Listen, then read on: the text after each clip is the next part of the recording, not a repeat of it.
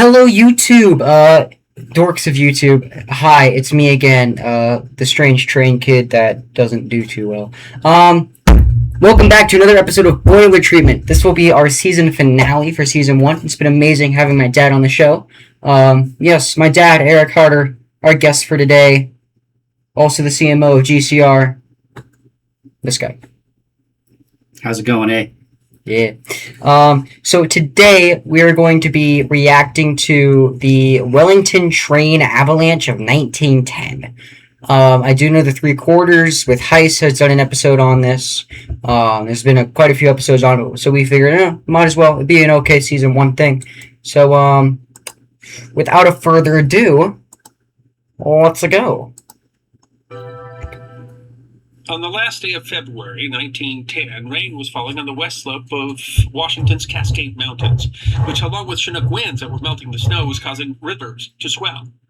While the rest of the state prepared for flooding, high up in the Cascade Mountains, a passenger train had been stalled by heavy snows the week before.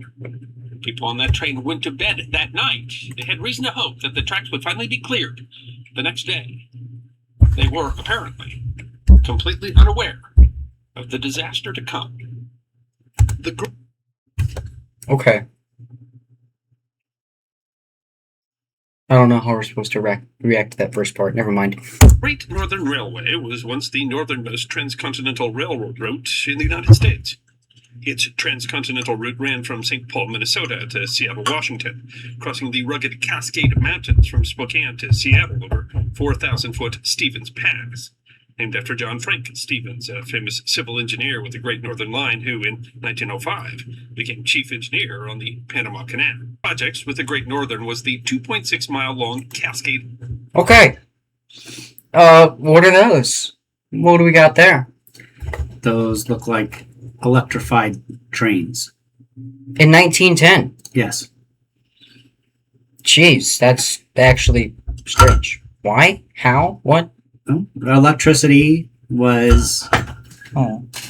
had been discovered and learned to be harnessed several years before that with Thomas Edison and then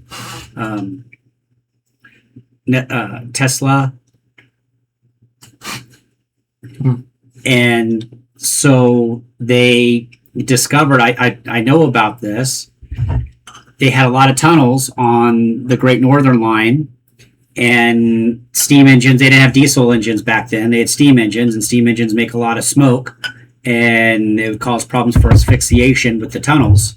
So in this area going through the mountains, they electrified the line and had electric engines that would pull the trains through these mountainous divisions. And the other addition was trains going downhill could use regenerative braking, pump electricity back into the grid, which would help provide the electricity for trains going up the hill on the other side. So it's actually had a lot of efficiencies to the system. A lot of benefits. It's actually kind of disappointing that none of that still exists anymore. No. Once diesels came around, they did not have the same need for the electrification, and they tore it all out. Well, I don't think this line even exists the way it was. A good chunk of it, I think, still does, but I'm not that familiar with it. I'm sure a few areas have been rebuilt. Maybe some tunnels have been daylighted and things like that. But I think for the most part, I think the route is still fairly consistent. Tunnel, constructed between 20 August 1897 and 20 December 1900. Previously, the rail line had used switchbacks to carry trains over Stevens Pass, but the tunnel had been constructed to avoid problems caused by heavy snow across the 8 zigzag. What is that, 2 2/4 of a mile? The Spokane Chronicle quoted Stevens I think it's 2 2/3. 1900. It will save miles it's a long tunnel, besides the extra expense of carrying the trains over the mountain. The tunnel has taken little less that's than a steep grade. What is that, 3%?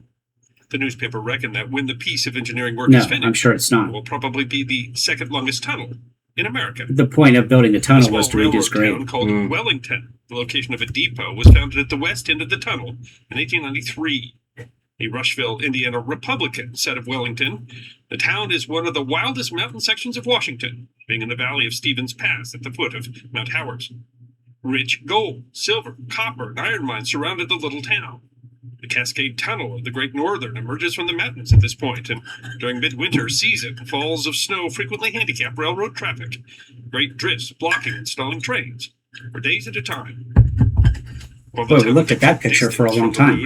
Yeah. Switchbacks, snow continued to be a problem. Probably not a lot of pictures of February this. 20th, 1910, a significant storm Yeah, no, started across the 1910. Pacific Northwest. The Spokane Washington Spokesman Review noted on the 3 to 21st 5 heavy hours snow in late. Montana had delayed many trains, the Great Northern Sounds and like Northern Amtrak. Pacific lines for 3 to 5 hours. Okay, we don't really need to Lots go of the there paper now, do we? reports. One of Do the we really worst need to go storms of the there? year raged in the Cascades last night and yesterday afternoon. I guess for threatening to tie up 1910 traffic that on the wasn't Great bad. Northern Line. Paper reported that the rotary Oof. giant engine-mounted plows that used That smaller blades is a small kept the tracks rotary. clear west to the Cascade Tunnel. That But look, the storm. that is a very small range. rotary. Jeez, man. Why do you say it's small? I mean, yes, I've seen bigger rotaries, but it's not that small. Well, like you see rotaries nowadays, or even rotaries on the mid to late narrow gauge. I mean, they will. I mean, the actual like engine locomotive part. That's pretty average, but the fan blade stuff is just, it's so short. And I think it's because of this thing, because they had the oil lantern. Yep.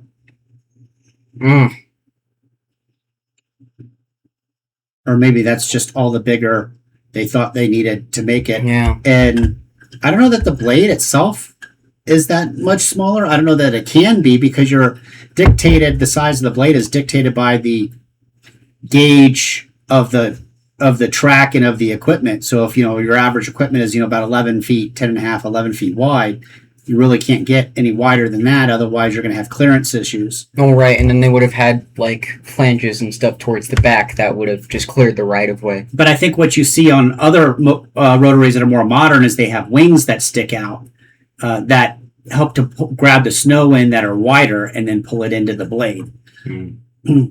I still think it looks small and fragile. I feel like I could poke it with the stick too hard and it would just break apart. No, I'm sure compared to the more modern rotaries, it probably is smaller, and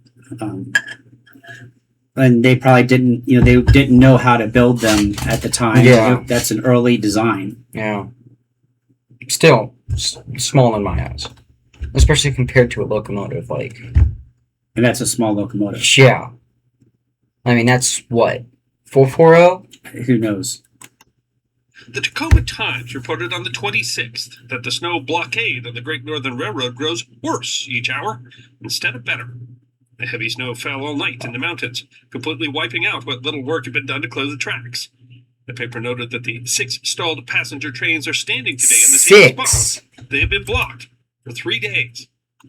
The Bellingham, Washington 6. Herald wrote on the 27th. Why won't this pause? 6 passenger trains. Yep. Okay, quick guess. How many people do you think are on the train? Or between all those trains, how many people do you think are on them? Oh, I would say let's average about 200 people per train. They probably weren't huge trains by today's standards, and they might not have been sold out. Wooden cars, stoves on either end. Yeah, mail, baggage, stuff like that. So let's say 200, average 200 to 250 people per train. So, 6 so of them, you're over 1,000 people probably combined. Oof. Maybe 1,500. That's what, 2-day trains worth for GCR? Yeah. Yeah. Oh. That's a lot of people. That is a lot of people. With rain falling on the west slope of the Cascade Mountains and heavy snowslides near the crest of the range, the Northern Transcontinental Railroads tonight are facing the worst difficulties they've ever experienced in the operation of trains this year. The Northern Pacific, which is the only transcontinental road that's been able to operate trains through the Cascades for nearly a week, suffered severely from snowslides today. Noting that the dining cars on all Northern Pacific trains are carrying extra stocks of provisions in order to withstand a siege in the mountains, the paper reported that 3 eastbound trains are held in the mountains, but it is expected that they will be released later tonight. On the 28th, the Seattle Star reported that the snow has finally stopped in the mountains today, but Great Northern... So they were ready for this. Mm-hmm. Like, they went up there knowing, okay, we're going to get stuck, and they still went up there. Yeah, they expected that there would be some. Apparently, they expected that there would be some delays, and they were prepared for it, but probably figured that a storm would pass, trains would get stuck, they would clear the line out, and they'd get them going again pretty quickly. Hmm.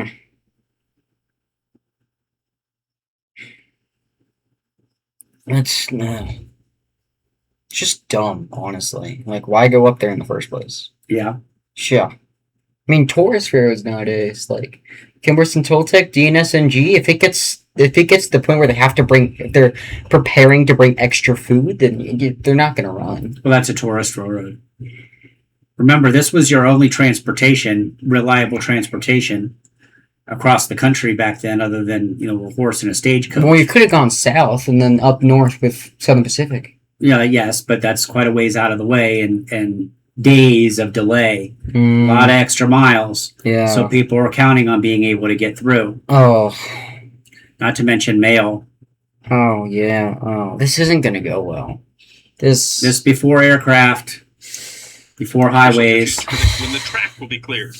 Road crews are working on both sides of the Cascade Tunnel today. The Tacoma Times reported that day that all but one of the passenger trains stalled in the Cascades on the Great Northern but one have run the blockade today. The one remaining train is Spokane Local West, which has been stalled near Wellington since the 24th. The paper stressed that the passengers were safe.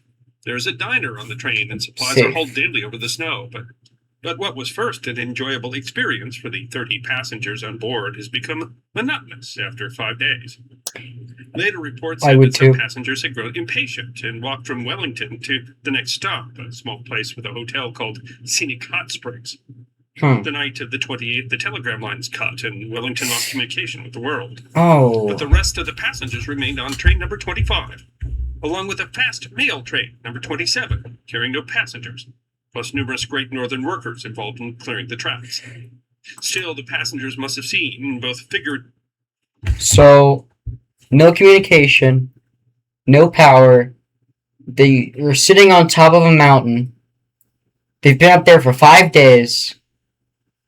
And they are getting supplies, just very slowly.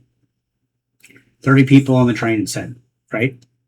Well, 30 people on that train. On that train. There's still 5 others. Well, I guess they were all stalled in the tunnel. Still, jeez, I mean...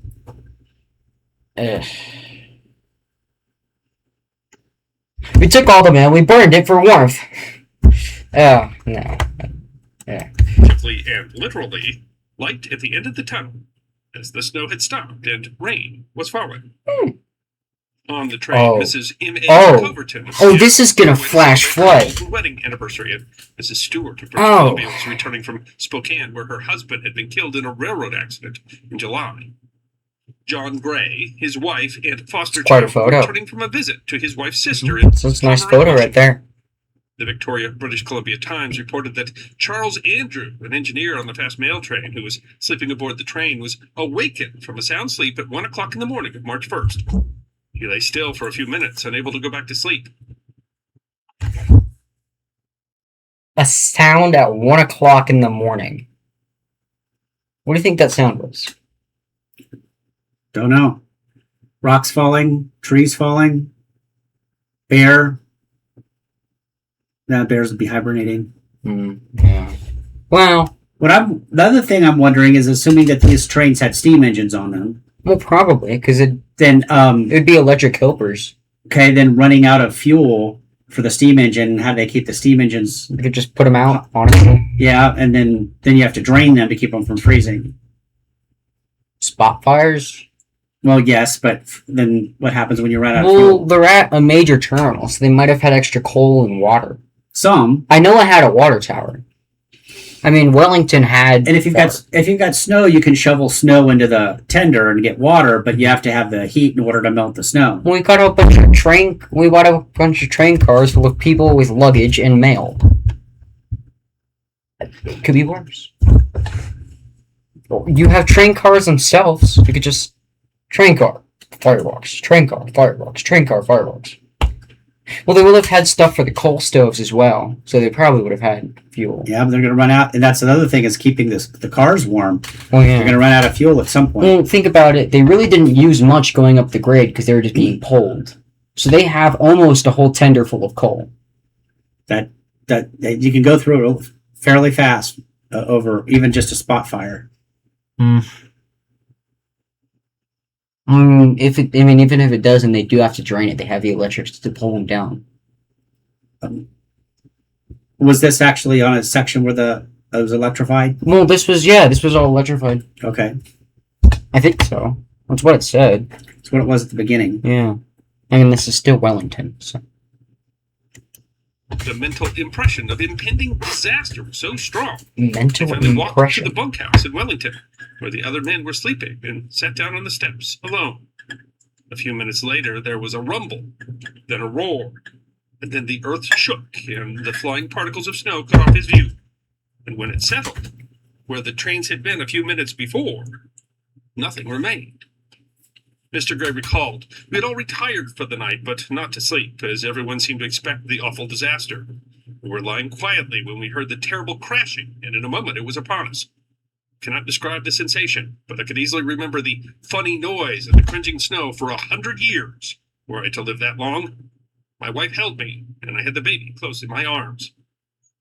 The Lincoln, Nebraska Daily Star wrote, shortly before 2 o'clock. Is that a freight train? Everyone on the 2 trains sidetracked at Wellington was sleeping. Oh. 10 acres of the mountainside that towered above the trains became Oh, detached, no. and taking with it snow, trees, earth, and rocks. An avalanche plunged down to the canyon. The trains were picked up as if they were trifles, and the whole mass was piled at the bottom of the ravine, several hundred feet below. The New Orleans Times-Democrat wrote that the snow slide at Wellington is about 1 mile in width, reaching from the water tower south of Wellington to the first snow shed.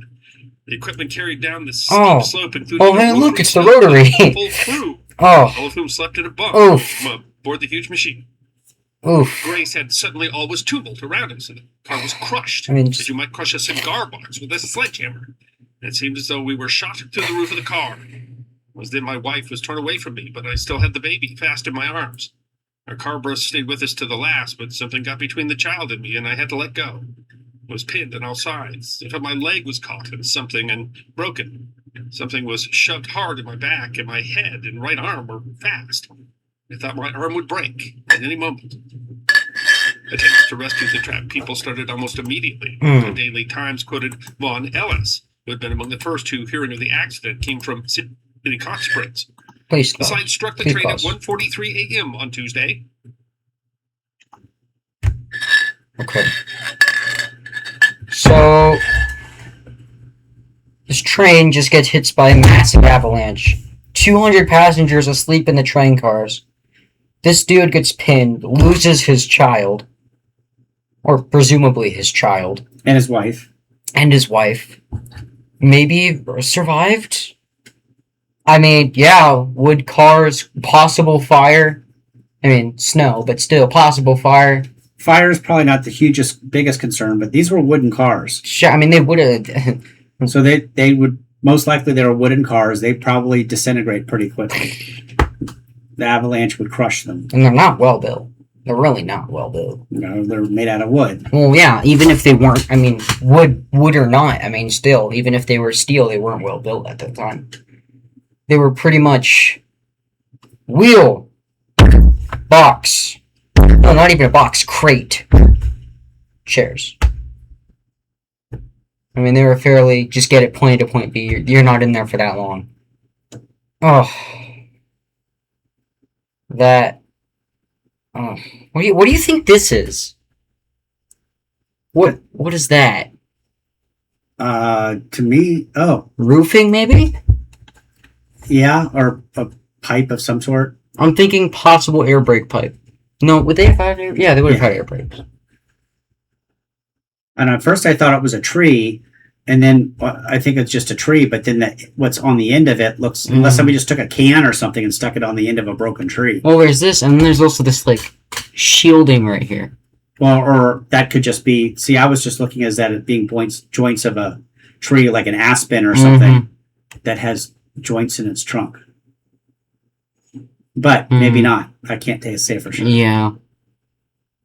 Maybe piece of water tower, like pump house, something. Who knows?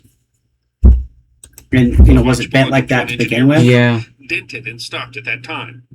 Some tell of the awful roar of the avalanche, but no one was awakened at the hotel at Wellington. Alfred B. Nobody woke up? The mail clerk was thrown through a window of his car and hurled far ahead of the wreck. In his night robes, he struggled back up the canyon and awoke the sleeping people in the hotel. Immediately came the cry, "Everybody out!" Then indeed everybody was out.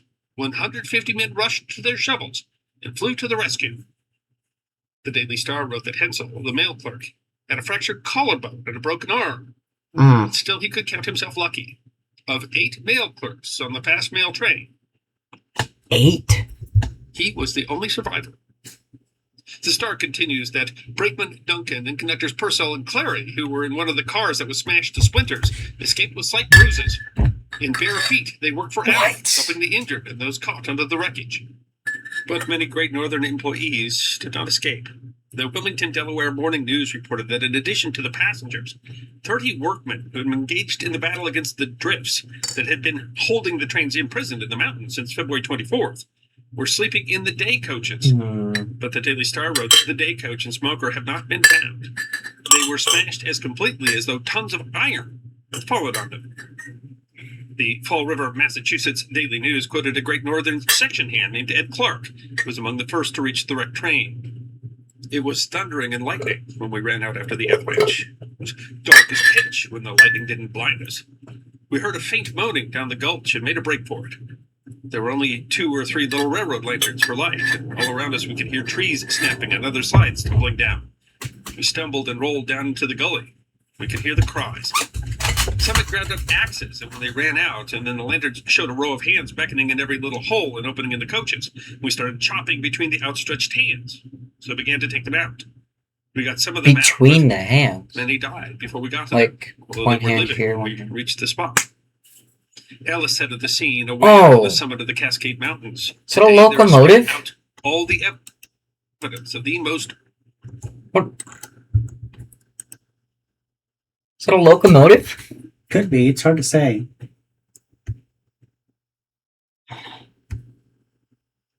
Jeez. Signal. Horrible catastrophe ever. Trees. I think that's a locomotive. It's really hard to tell what's trees, cars, engines. I like how they're all looking at the camera like, you gonna help or what?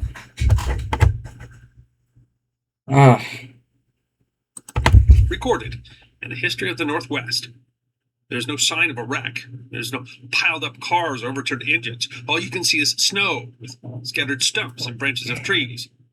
And away down beneath the mass, 40 to 50 feet below, is the splintered debris of 2 trains, 3 engines, 4 motor cars, and a superintendent's car. Motor cars. Occasionally you would hear a groan underneath the snow, and then the shovels fairly flew to the rescue. It was not always a living person. The sturdy arms passed out. Many times it wasn't even the whole body. More often just a leg or an arm or even a head. Out of the first pile of splinters and snow came 4 bodies, unidentified. But strange to say, the next 4 came out of the same pile, were very much alive, and proceeded to walk to Scenic immediately. Oh, hey, steam locomotives. So the engine of train number 27, the mail train, told the Daily Times, I was under my Yes, it engine did have a 5 steam hours. locomotive. It was snowing hard and piling up around my head and hands.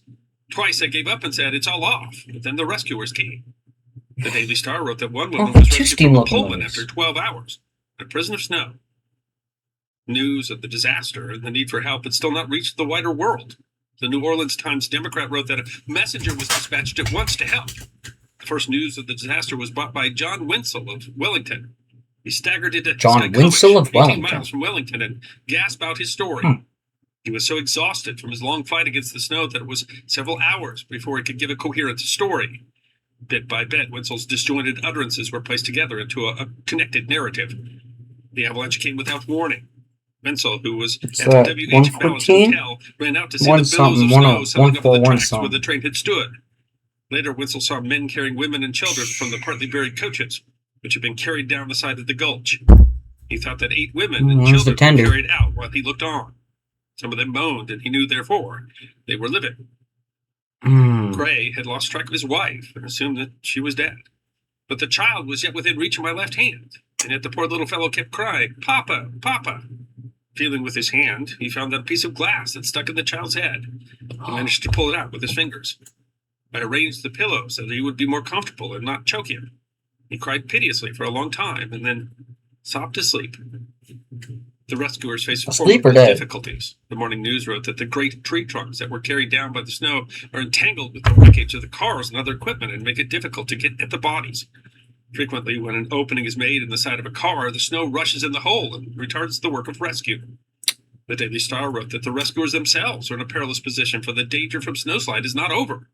Warm winds, accompanied by frequent showers, are working havoc with the loose snow, which is 18 feet deep on the level. Frequently, avalanches are seen shooting down the steep 67 passengers out of 200. Leaving the sites of horror at Wellington and arriving at Scenic, at the nearest relief station, were unable to describe what they had seen. Okay, my question is, descent of the mountains and the my just main question is, who are these people who are just sitting there with a camera telling everybody, hey, stop rescuing passengers, let's take a photo real quick? These pictures might have been taken after, a while later after the rescue attempts, then when it was more of a salvage operation. Yeah, but still, who is hold on, wait, we gotta get a photo of this. I'm glad they did, but still, their reactions make sense. Hysterical. Looking down today at the debris of the avalanche, the cars are not in sight. They're under 40 or 50 feet of snow and trees. One glance at the ruins explains why so many persons are missing and given no hope that any of those buried are alive. 150 men, mostly volunteers, are working to uncover the dead, but they accomplish little. Their task being so great owing to the vast mass of debris in which the cars are buried. To add to the difficulties of the situation, the only wires from Scenic went down last night. Help slowly arrived. Great Northern Superintendent personally led a group of doctors and nurses to Wellington on snowshoes. The railroad bunkhouse in Wellington was turned into a makeshift hospital. Remains were buried in the snow, marked with a rough board until train service was restored and they could be removed. 96 people were killed. It was the deadliest avalanche in U.S. 96 history. After 200 passengers and were saved. What? Among the Another survivors 50 were John employees? Ray, his wife, and their adopted child. All three were pulled alive from the wreckage some 12 hours after the avalanche, although all three were seriously injured. Gray told the Bellingham Herald that I never heard anything sound so good as the rotary whistle, apprising us that the road had been opened again, and we could get out of that place. The residents of the tiny town of Wellington, Washington, couldn't bear to have their town name tied to such a terrible disaster. They renamed the town Ty the following year. In 1929, a new railroad tunnel was built, and with the railroad no longer going through, the town was abandoned. Today, you can visit the ghost town of Wellington, Washington, on the U.S. Forest Service-maintained Iron Goat Trail. I hope you enjoyed watching this episode of The History Guide. If you did, please feel free to like and subscribe and share The History Guide. That's dark. I mean, that's 200 passengers, 96 people overall. So then that would have been employees, people from the mail train. That's easily 300 people? 400 people dead?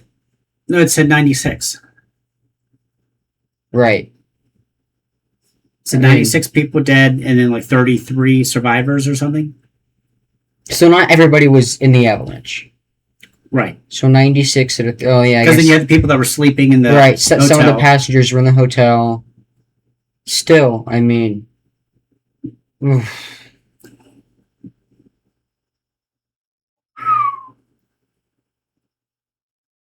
That's a lot. Yep, that's pretty rough. Well,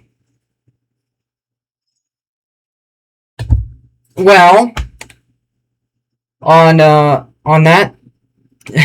death note, that is the end of season 1 of the boiler treatment. Let me know if y'all want to see more seasons of this on the channel. I'm probably going to do it anyway. We're going to have other people, other guests for season 2, 3, 4, I don't know. But yeah, that's it.